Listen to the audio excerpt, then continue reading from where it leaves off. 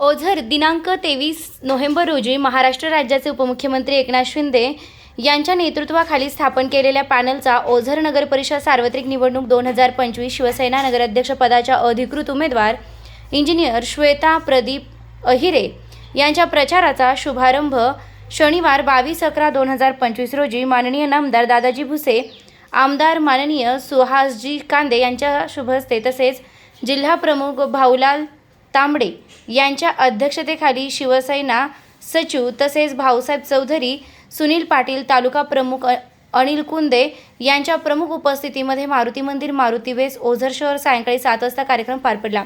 शालेय शिक्षण मंत्री दादाजी भुसे यांनी सर्वांना मार्गदर्शन केलं तसेच भाऊलाल तांबडे यांनीही सर्वांना मार्गदर्शन केले.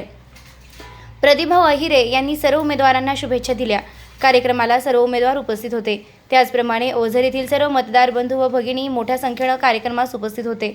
निर्भीड ज्योत न्यूजसाठी प्रतिनिधी प्रकाश गांगुर्डे, ओझर. नाशिकमध्ये साफसफाई सुरू झालेली आहे. ओझर शहरातील पण गुंडागिरी मोडून काढली जाईल हे मी तुम्हाला या ठिकाणी अस्पष्ट करू इच्छितो.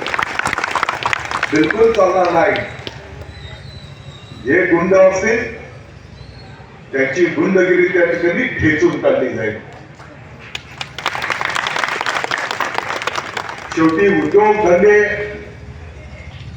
ही तिथली शांतता, तिथली सुरक्षितता या गोष्टी बघून उद्योजक त्या ठिकाणी येत असतात आणि म्हणून 4 गुंड लोक जर संपूर्ण शहराला वेठी झरत असतील तर हे बिलकुल खपून घेतलं जाणार नाही.